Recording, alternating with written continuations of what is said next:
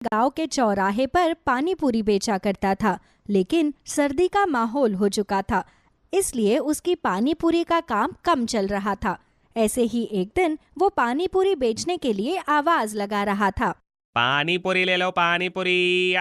10 रुपए प्लेट पानी पूरी। पानी पूरी खा लो। ताजा ताजा पानी पूरी खाओ और पानी पूरी का मजा लो।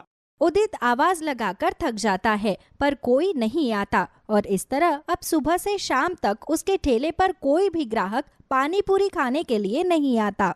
सुबह से शाम हो गई, पर किस्मत तो देखो, एक ग्राहक मेरी दुकान पर नहीं आया। मुझे तो समझ नहीं आ रहा कि मैं अपना घर कैसे चलाऊं। उदित खुद से ये बात बोल ही रहा होता है कि तभी वहाँ एक औरत आती है और कहती है, अरे उदित भाई, कितने की दे रहे हो पानी पूरी? बहन जी, 10 रुपए प्लेट है, आपके लिए लगा दूं? ठीक है भाई, लगा दो, लेकिन चटपटा अच्छा रखना। मुझे चटपटा खाना बहुत अच्छा लगता है। बहन जी, आप पानी पूरी खाकर तो देखिए, आपको बहुत ज्यादा पसंद आएंगी।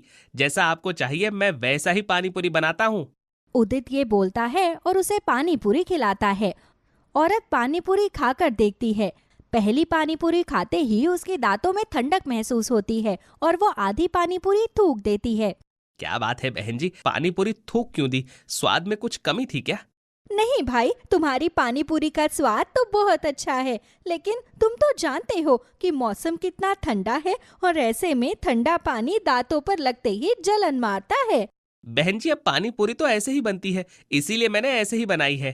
तुम चिंता मत करो भाई, मैं तुम्हें तुम्हारी पानी पूरी के प्लेट के 10 रुपए दे दूंगी, पर मुझसे एक से ज्यादा नहीं खाई जाएगी। मेरे दांत ठंडी चीज बर्दाश्त नहीं कर पाते। कोई बात नहीं बहन जी, जब आपने पानी पूरी खाई ही नहीं तो आप मुझे किस चीज के पैसे देंगी? मुझे कोई पैसे नहीं चाहिए, मैं जो भी कमाता हूँ मेहनत का कमाता हूँ। उदित इतना बोलकर उसे जाने के लिए कह देता है और वो वहां से चली जाती है। सुबह से शाम तक उदित की जैसे तैसे 3 से 4 प्लेट पानी पूरी ही बिकती है और वो पैसे लेकर घर आ जाता है और वो पैसे वो अपनी बीवी के हाथ में रखता है। अजी, इन पैसों से क्या होगा? इन पैसों से हम हमारा गुजारा कैसे कर पाएंगे? शायद इसीलिए भगवान ने मुझे बांझ रखा है, क्योंकि हमारे पास बच्चों को पालने के लिए पैसे भी नहीं है। रेखा, तुम्हारा पति थका हारा काम करके आया है और तुम उसे आते ही सुना रही हो। मैं क्या करूं अगर मेरी पानी पूरी नहीं बिकती है तो? और खबरदार, जो अगली बार खुद को बांझ बोला तो। माफ करना जी, मुझे खुद समझ में नहीं आ रहा कि इस गरीबी में हम लोग अपना गुजारा कैसे करेंगे, इसलिए भावनाओं में मेरे मुंह से ये सब बातें निकल गई। कोई बात नहीं रेखा, मैं समझता हूँ कि तुम इस गरीबी में कैसे गुजारा कर रही होगी।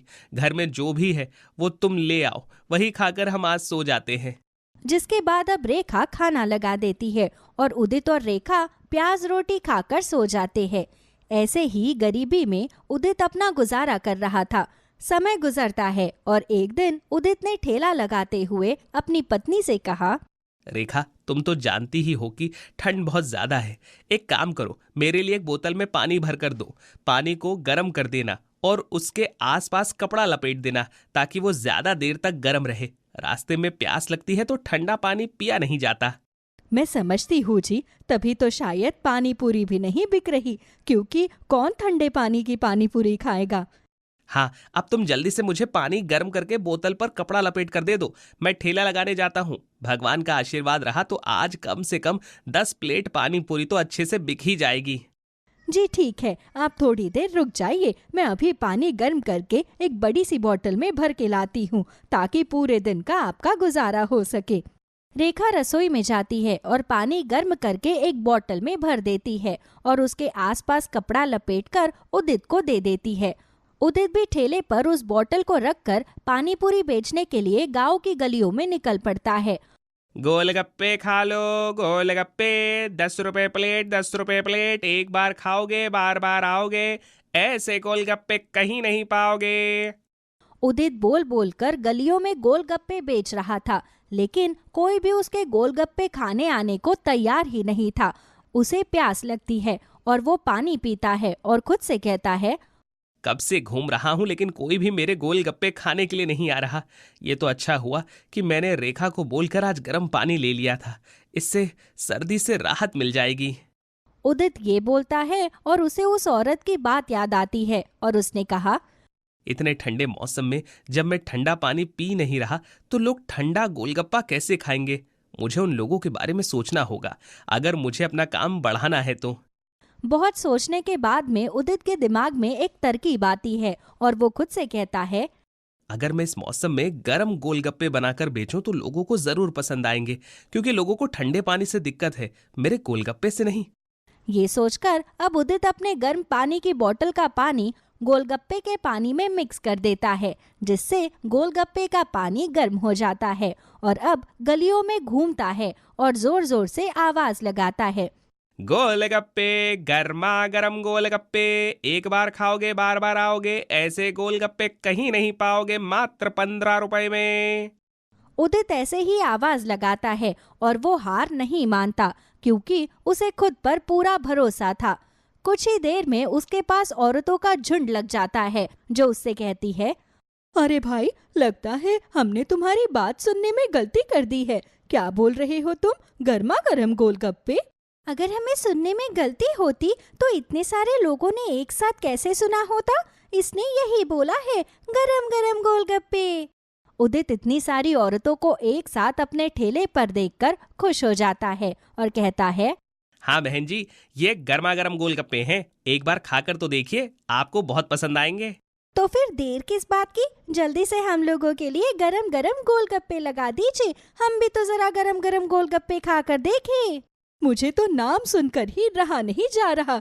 जरूर ये गोलगप्पे अनोखे होंगे, तभी तो तुमने इनका नाम इतना अनोखा रखा है। जिसके बाद उदित उन सबको गरम गरम गोलगप्पे खिलाता है और गरम गरम गोलगप्पे खाकर औरतें कहती है, अरे वाह, क्या गोलगप्पे है! ऐसे गोलगप्पे तो मैंने जिंदगी में कभी नहीं खाए हैं। सर्दियों के मौसम में तो मैं गोलगप्पे खा ही नहीं पा रही थी, क्योंकि ठंड की वजह से गोलगप्पे खाने का मन ही नहीं करता था। दांतों की परेशानी और हो जाती थी, इसलिए गोलगप्पे नहीं खाती थी। भैया, मेरे लिए तो तुम रोज शाम को इस मोहल्ले में आ जाया करो। मुझे तो ये गोलगप्पे बहुत पसंद है। अब से मैं रोज तुम्हारे हाथों के गोलगप्पे खाऊंगी। सच में ऐसे अनोखे गोलगप्पे खाकर तो मजा ही आ गया। बड़ा स्वाद है तुम्हारे गोलगप्पों में। जिसके बाद में ऐसे उदित गलियों में घूम घूम कर गोलगप्पे बेच रहा था, तो वहीं कई देर तक वो घर नहीं आया था और रेखा को उसकी चिंता सताने लगती है। हे भगवान, अभी तक ये घर क्यों नहीं आए हैं? ऐसा वो कभी नहीं करते। कहीं ऐसा तो नहीं कि उन्हें मेरी किसी बात का बुरा लग गया हो और आज भी कमाई ना हुई हो, इसलिए वो घर नहीं आए। हे भगवान, मेरा तो जी बैठा जा रहा है। मुझे तो समझ में नहीं आ रहा कि मैं क्या करूं। अब इनके बारे में कैसे पता करवाऊं? रेखा चिंता किए जा रही थी और ऐसे ही कुछ घंटे बीत जाते हैं। बस बहुत हो गया, अब मैं और सब्र नहीं कर सकती। मुझे खुद ही जाकर उन्हें ढूंढना होगा। अब रेखा उदित को ढूंढने के लिए गांव में निकल जाती है, तो उसे उदित अपने ठेले पर ही खड़ा हुआ मिलता है और उसके आसपास गोलगप्पे खाने वालों की भीड़ लगी हुई थी। अच्छा, तो ये यहाँ हैं और आज इनकी दुकान पर ग्राहक थे, इसलिए ये अभी तक घर नहीं आए और मैं बैठकर इनकी इतनी चिंता कर रही थी। अब रेखा उदित के पास जाती है, तो उदित आवाज लगा रहा था, गोलगप्पे ले लो, गोलगप्पे, या गर्मा गर्म गोलगप्पे बस थोड़े से बचे हैं, जिसको खाने हैं जल्दी आओ, जल्दी खाओ।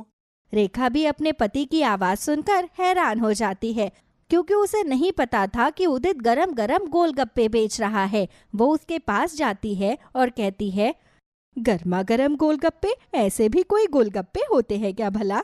होती है रेखा, और आज तुम सिर्फ ऐसी चीज सुन नहीं रही हो बल्कि खाकर भी देखोगी। एक बार ये गोलगप्पे खाकर तो देखो। हाँ जी, वैसे तो मुझे गोलगप्पे इतने पसंद नहीं है, क्योंकि मुझे गोलगप्पे खाने की शुरू से आदत नहीं है, लेकिन ये नाम सुनकर खाने का मन बहुत कर रहा है। बड़ा अनोखा नाम है। रेखा, एक बार खाकर देखो, तुम भी मेरे गर्मा गर्म गोलगप्पों की फैन हो जाओगी। जिसके बाद अब उदित रेखा को गरम गरम गोलगप्पे लगाकर दे देता है और गोलगप्पा खाते ही रेखा कहती है, ये गोलगप्पे नहीं है, बल्कि हमारी सोई हुई किस्मत की चाबी है। आपको पता है, गांव के अंदर ये गरम गरम गोलगप्पे बहुत बिकेंगे। मैं भी यही चाहता हूँ रेखा, भगवान करे ऐसा ही हो। जिसके बाद कुछ दिन गुजरते हैं। उदित के गरम गरम गोलगप्पे गांव में खूब बिक रहे थे। हर कोई गोलगप्पे खाने के लिए कतार में खड़ा रहता। कुछ दिनों के बाद में उदित रेखा की आंखों पर पट्टी बांधकर उसे लेकर आता है और कहता है, आज हमारा सपना साकार होने जा रहा है। मैं तुम्हें एक ऐसी जगह लेकर आया हूँ जहाँ जाकर तुम खुश हो जाओगी। पर उस जगह को तो मैं तभी देख पाऊंगी ना जब आप मेरी आंखों से ये पट्टी हटाओगे।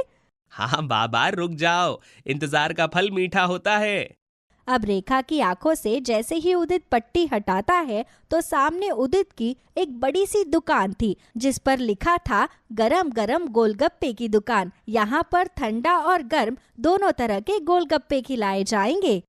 मैं ये क्या देख रही हूँ, आपने गोलगप्पे की दुकान खोल दी। भगवान ने हमारी सोई हुई किस्मत को जगा दिया।